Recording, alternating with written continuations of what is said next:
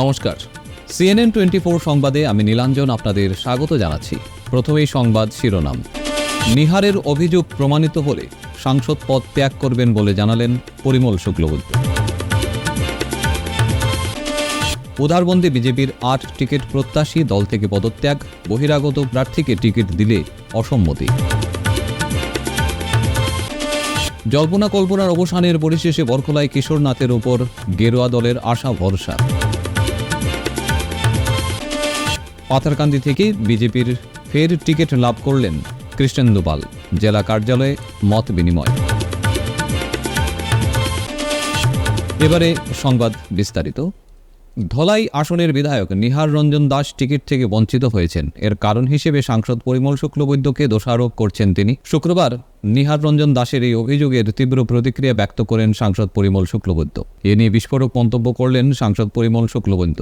নিহারের অভিযোগ প্রমাণিত হলে তিনি সাংসদ পদ ত্যাগ করবেন বলে জানিয়েছেন পরিমল। শুনুন আরও কি বললেন তিনি। কারণ আমাদের ধলাইয়ের প্রাক্তন বিধায়ক কিছু কথা হয়তো আমার সম্পর্কে বলেছেন। আমি আপনাদের অবগতির জন্য এই কথা বলতে চাই যে বিগত বছরও যখন বাই ইলেকশন হয়েছিল তখনও আপনারা জানেন যে উনি টিকিট পাওয়ার জন্য চেষ্টা করেছেন, দল ওনাকে টিকিট দিয়েছে। আপনি বললেন যে আমি দিল্লিতে গিয়ে ওনার নাম আমি যাতে না আসে তার জন্য বলেছি। আপনাদেরকে আর বলেছি নয়, তিনি তো এমনভাবে বলেছেন যে আমি নাকি বলেছি যে আমি পার্টির থেকে রিজাইন করে দেব, এরকম কথা বলেছেন আপনারা যেভাবে বললেন। বন্ধুরা, দলকে আমরা যারা বিজেপি করি, আমরা প্রথমেই বলেছি যে মায়ের মতো আমরা শ্রদ্ধা করি, ভালোবাসি। আমি এই কথা আপনাকে বলতে পারি যে বা আপনাদেরকে বলতে পারি যে কোনো জায়গায় একজন লোককে আমি এরকম কথা বলেছি, যদি তিনি প্রমাণ করে দিতে পারেন, দল তো ছাড়তে পারবো না যতদিন বাঁচবো। এক প্রত্যাশা নিয়ে আছি যে বুকের মধ্যে ভারতীয় জনতা পার্টির পতাকা যাতে কোনো সহকর্মী আমাদের বুকে উঠিয়ে দেয়।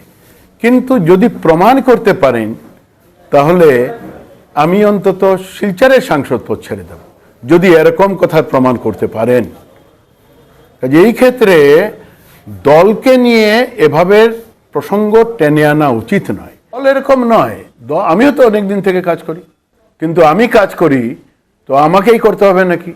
দলে আমি কাজ করি, আমার ছেলেকেই দিতে হবে নাকি? আমার তো দুবার ইলেকশন চলে গেল ধলাইতে। ধলাই কোন জায়গা থেকে কোন জায়গায় এসছে আপনারা জানেন। কাজেই কথাটা এরকম, সবাই যোগ্য ব্যক্তি আর দলে সবাই প্রার্থিত্ব প্রত্যাশা করতে পারেন, কিন্তু দলের বাধ্যতা আছে কোনো না কোনো জায়গায় একজনকে দিতে হবে। আর যাকে দল দেবে এই কথা চিন্তা করে দেবে যে তিনিও ভারত মায়ের সেবা করবেন।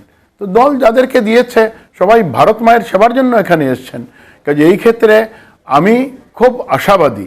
আপনি যেভাবে আমাকে প্রশ্ন উত্থাপন করেছেন, আমি আশাবাদী সবাই তাদের কথা বুঝবেন এবং বুঝে দলকে সমৃদ্ধ করার জন্য, মা ভারতীকে সমৃদ্ধ করার জন্যে, প্রাণ খুলে বন্দে মাতরম বলার জন্য আমরা সবাই একজুট হয়ে ভারত মায়ের জয়ধ্বনি করে আমরা এই নির্বাচনে ঝাঁপিয়ে পড়ব এবং দলকে প্রত্যেকটা বিধানসভা থেকে আমরা জিতিয়ে আনার আপ্রাণ চেষ্টা করব। এই প্রার্থনা আমি সবার কাছে করব। উদারবন্দ বিধানসভা কেন্দ্রে বিজেপির 8 জন টিকিট প্রত্যাশী কাছাড় জেলা কার্যালয়ে গিয়ে দল ত্যাগ করলেন। পরে সাংবাদিকদের মুখোমুখি হয়ে তারা জানান তারা প্রয়াত অটল বিহারী বাজপেয়ী ও লালকৃষ্ণ আডবাণীর আদর্শে বিজেপিতে যোগদান করেছিলেন এবং দলের বিভিন্ন খারাপ পরিস্থিতিতেও পাশে ছিলেন। কিন্তু আসন্ন বিধানসভা নির্বাচনে উদারবন্দ কেন্দ্র থেকে বহিরাগত লক্ষ্মীপুরের প্রাক্তন বিধায়ক রাজদীপ গোয়ালাকে টিকিট দেওয়ার সিদ্ধান্তকে তারা মোটেও মেনে নিতে পারছেন না। দল ত্যাগকারীদের মধ্যে ছিলেন নবারুণ চক্রবর্তী, শামু রায়, জয়জ্যোতি দে, বাসুদেব শর্মা, হেমাঙ্গ শেখর দাস, বিশ্বজিৎ দাস এবং কাঞ্চন সিং। আপনারা দেখতেছেন বর্তমান আসামে বিজেপি দলের পরিস্থিতি ও সাংগঠনিক স্থিতি, আর কিসের উপর ভিত্তি করে দলীয় প্রার্থী চয়ন করা হয়েছে। ভারতীয় জনতা পার্টি আজকের দিনে একটা রিহ্যাবিলিটেশন সেন্টার হিসেবে পরিণত হয়েছে, যত কংগ্রেস।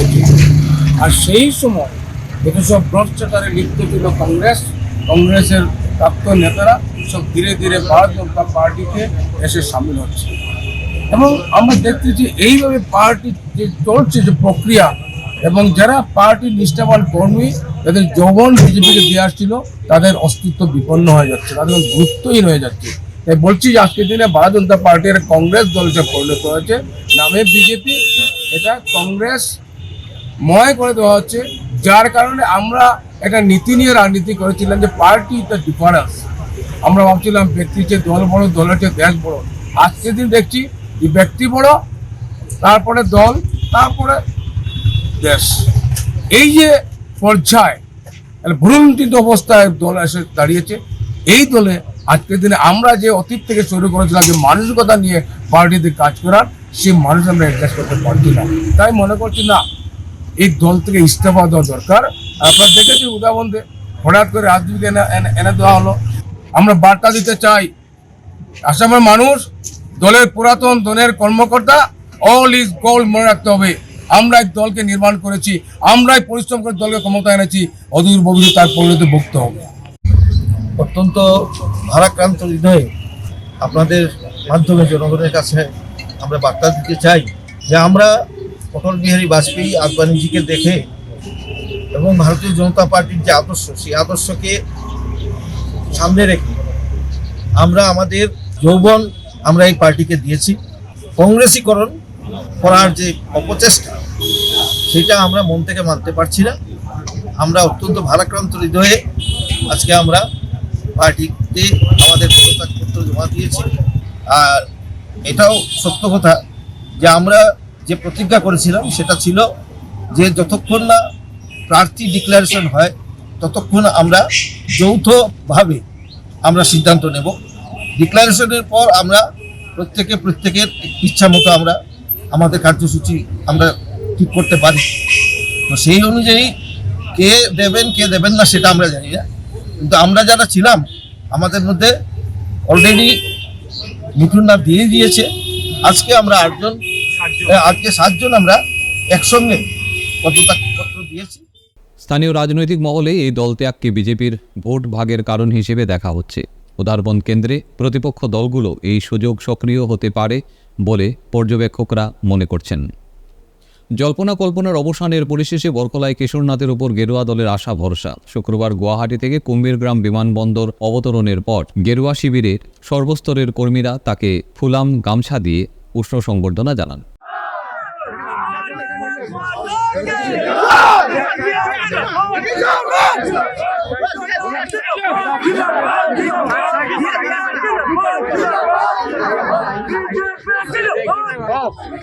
পরে কিশোরনাথ সোজাসুজি চলে আসেন উদারবন্দের কাঁচাকান্তি মন্দিরে মায়ের চরণে আশীর্বাদ নিতে।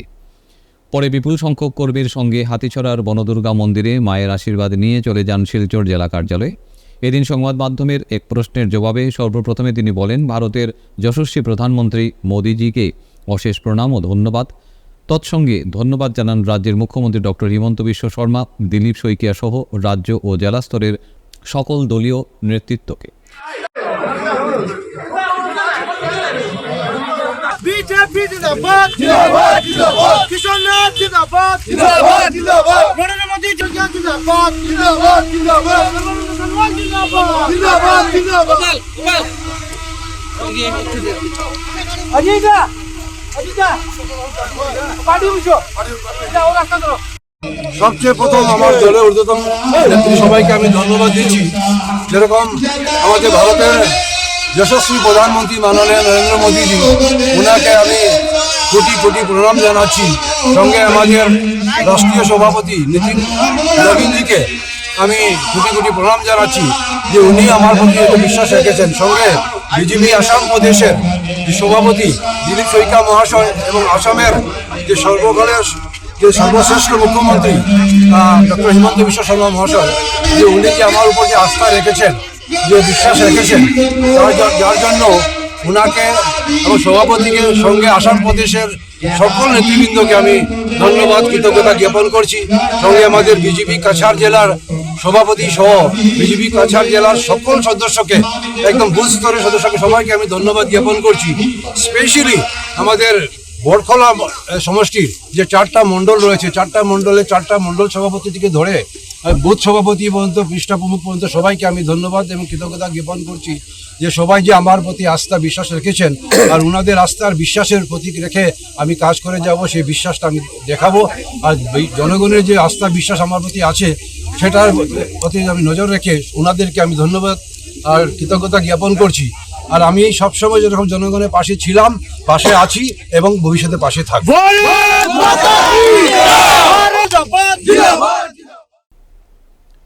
পাথারকান্দি সমষ্টি থেকে বিজেপি দলের হয়ে ফের টিকিট লাভ করলেন কৃষ্ণেন্দু পাল। এদিকে প্রার্থিত্ব লাভ করার পর দলের কর্মী সহ সমর্থকরা উল্লাসে ফেটে পড়েন। শুক্রবার দলীয় কার্যালয়ে এসে সবার সঙ্গে মত বিনিময় করেন।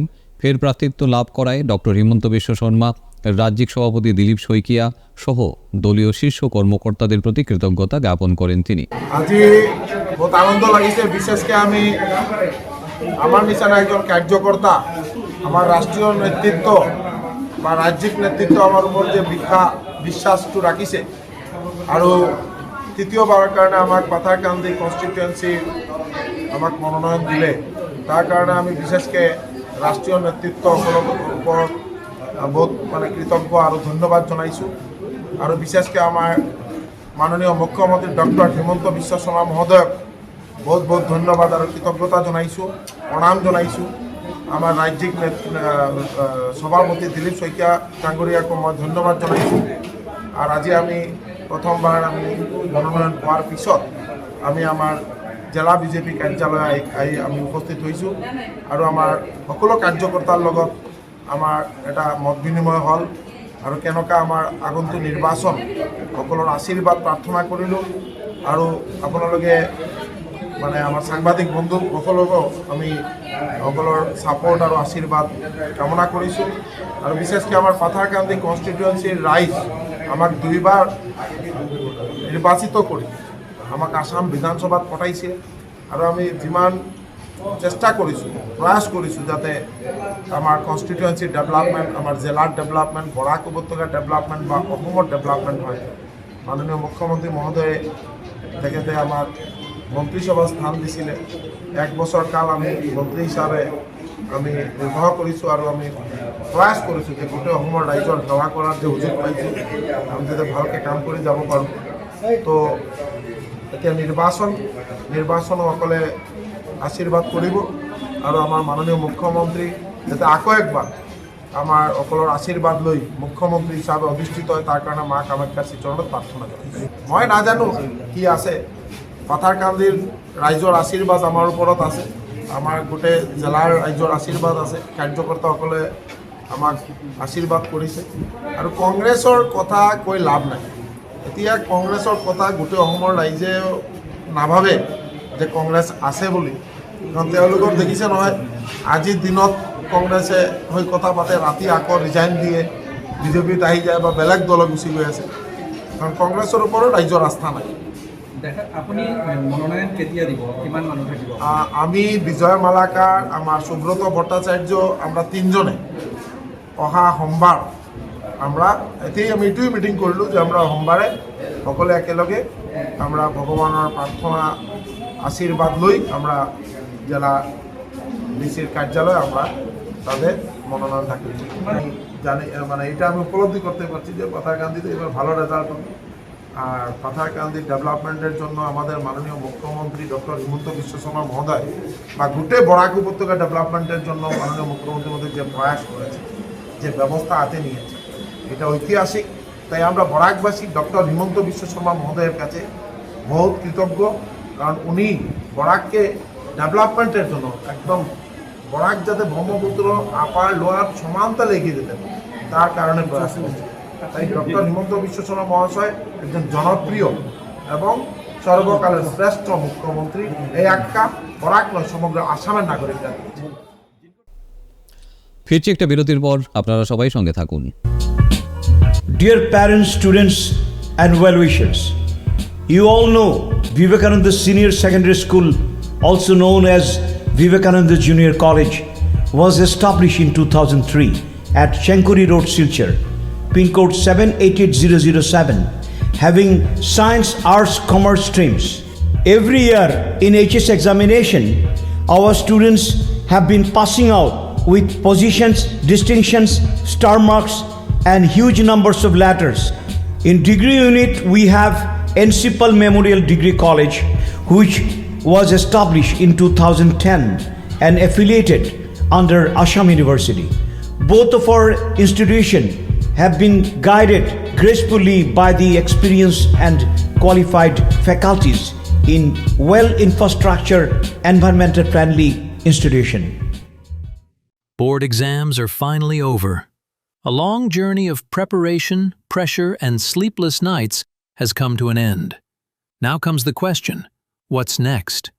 This holiday, take a smart step forward with the Holiday Package Training Program at Bosco Tech, a specially designed 2-month course in basic computer skills and comprehensive personality development created especially for students who have appeared for Class 10 and 12 board exams. Build confidence, improve communication, and develop the personality needed to succeed in college and beyond. Classes begin from mid-March. Make this holiday meaningful. Upgrade your skills, shape your future at Bosco Tech. ফিরে এলাম বিরতির পর। জনগণকে অন্ধকারে রেখে কোনো ধরনের তথ্য ফলক ছাড়াই সরকারি উন্নয়নমূলক কাজের সূচনার ঘটনায় ফের বিতর্কের সৃষ্টি হয়েছে ফ্রেঞ্চ নগরে। গ্রুপ সদস্য ও স্থানীয় কতিপয় ব্যক্তির অভিযোগ খণ্ডন করেন সমাজ কমিটি ও স্থানীয় জনগণ। গ্রামের জনগণকে নিয়ে সমাজ কমিটির সম্পাদক বিক্রম রায় ক্ষোভ প্রকাশ করে বলেন, তো এই কাজটা গত আমি 2 দিন আগে 16 তারিখ সম্ভবত 16 তারিখ আমি ওদিকে দোকানে আইছি পান খাওয়ার লাগিয়া। তখন আমি দেখছি এখানে 2টা গেট আছে, একটা স্কুলের গেট আর কমিউনিটি হলের একটা গেট আছে। এই গেটে তালা মারা, ওই গেটে তালা মারা। আমি আইয়া ভিডিও করছি, ভিতরে খাত চলে গেট তালা, ওখানে দোকানও আছে, দোকান দিয়ে চাবি লিয়ে আমি ভিতরে ঢুকিয়া ওখানে দেখছি কাজ করতা। তখন আমি তারা ভিডিও করছি। তখন আমি এখানে যারা খামলা আসলা তারা আমি জিগাইছি, বলে না কাজ খেয়ে করার।